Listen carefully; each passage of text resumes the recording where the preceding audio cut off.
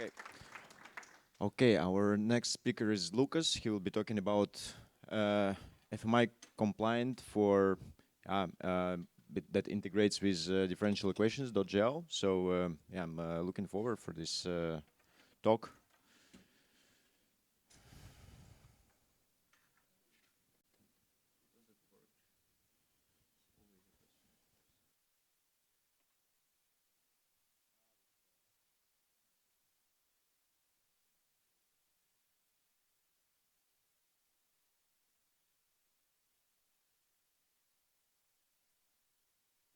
Okay, FMIExchange.jl. Okay, Lucas, let's give it up for Lucas and yeah.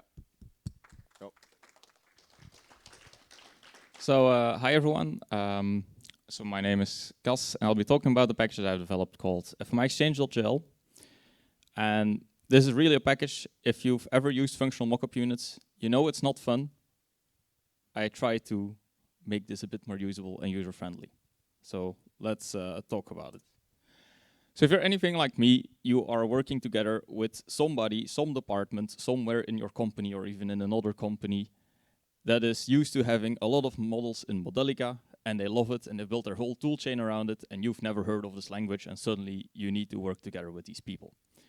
And they tell you, oh, that's not a problem, because we can export our models into this binary format, which is, by using the FMI standard, you can make a bunch of binaries that runs your model. It's called a functional mockup unit or an FMU. So you think, okay, great, I can work with binaries, no problem. But before you know it, you're reading a 100-page standard about how this binary is supposed to be called, in which circumstances, and it's really just not very usable, just coming out of the box. And yeah, luckily, I'm going to talk to you today about how you can avoid this, and we'll be doing that through a demo where we'll be simulating the thermal dynamics of a residential building, and we will be trying to make an observer to estimate some hidden states in this building as well, which opens, of course, the avenue for advanced control methods. We will be using the FMI.jl package, which I didn't write myself, which was written by somebody in the back there, to handle the FMUs. But we'll be using FMIExchange.jl to avoid handling any FMUs, which is far superior, in my opinion.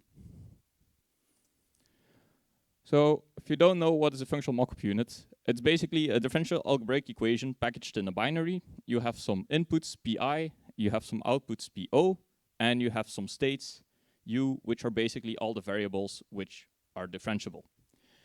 And you also can have some events, of course. Now you can solve this using a solver which is packaged with a functional mockup unit, which is called cosimulation, or you can use an external solver like differential equations. And that is what we'll be doing today. It's called Model Exchange. So you got your functional mockup unit from your colleague somewhere in civil engineering or mechanical engineering, whatever. The first thing you need to do is find out, okay, what is actually in here. And for that, we can just use the existing FMI.jl package and call the FMI info function. It will give us a whole bunch of data here. What's most important here is you have inputs, outputs, and states. Every input has a certain address inside the functional mockup unit and some names associated with it. So you can see there's multiple names for each address, which can make it nice and confusing. In our case, we have 3 inputs, which is just some time series data in the end. And here are control set point for the heat pump inside this building. Our output is then the indoor temperature of the building, and we have some states which we don't really care about, but we need to integrate them to make the model work. So if you want to just simulate this using FMI.jl, it's kind of a nice experience. You can provide this 3-line input function, which is just taking the time and a vector as argument, and then you just mutate the input vector with the numbers that you want. And internally, this is then all packaged into an ODE problem and sent to differential equations. So you can see it's kind of easy to do this because you have only like a very simple function that you need to write. But when you want to do some more advanced stuff, like applying a controller, say I want a digital controller which is triggered every hour to reset the heat pump, well, it becomes kind of more complex. We now have 3 arguments in our input function, and the C component here, this is really the functional mockup unit itself, which is passed.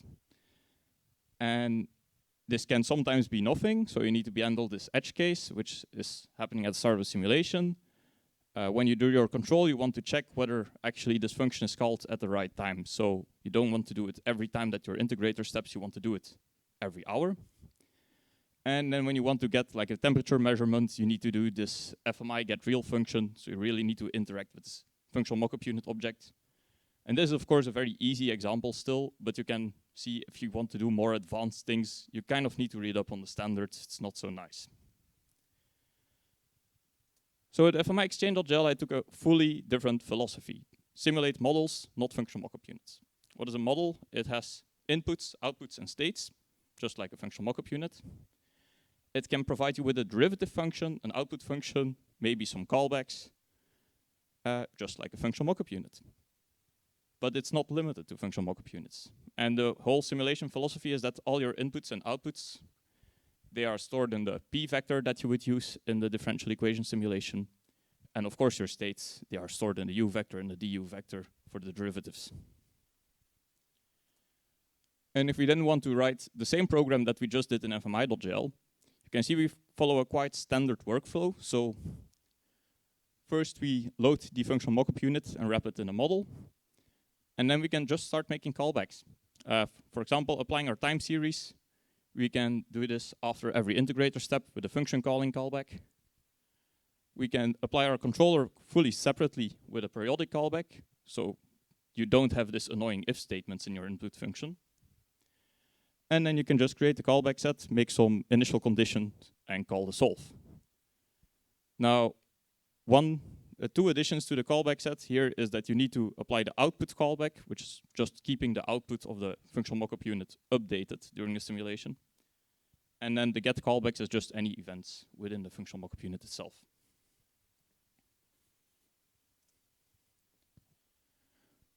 So let's say that we now have our basic controller. We want to create an observer to estimate the hidden state in our functional mockup units.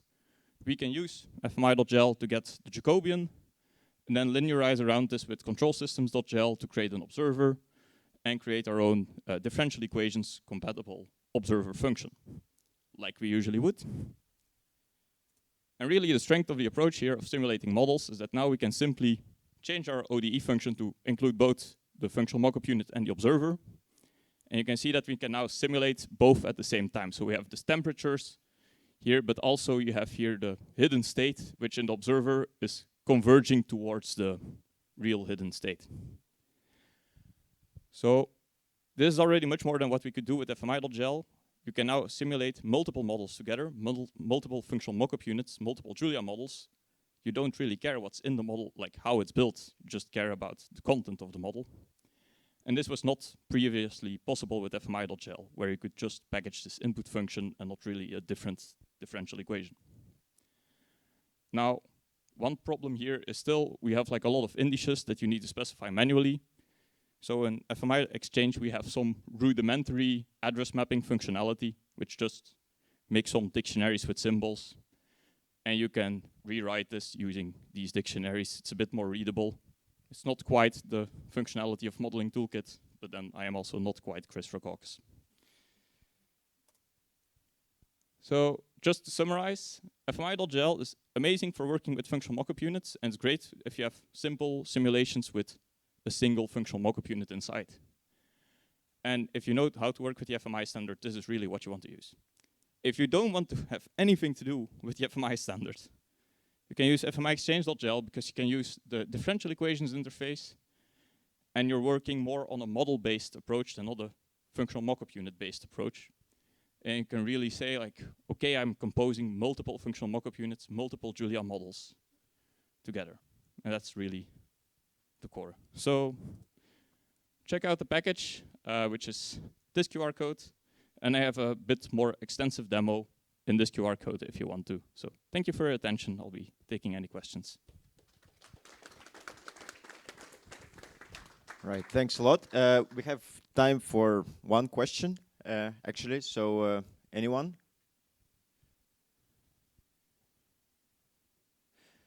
Well, that was actually quite interesting to see how you. I have one question about the scaling with the number of models you can integrate simultaneously. Like how does it scale? Like the I didn't really test it for very many functional mockup units, but it should scale quite well. The way that works is that has some caching going on, because it's in the end calling C functions, and they are only operate on vectors of floats, so not subvectors and stuff. Okay. So you have there a bit of a memory bottleneck that you need caches for every functional mockup unit. But for the rest, I think, it should be the same. In the end, it's just a bunch of structs which wrap the interface. So it depends on how good are your functional mockup units. If they all have memory leaks, then yes. Okay. Okay. Yeah. Thanks a lot. Let's give the round of applause for Lucas. Yeah. Thank you very much.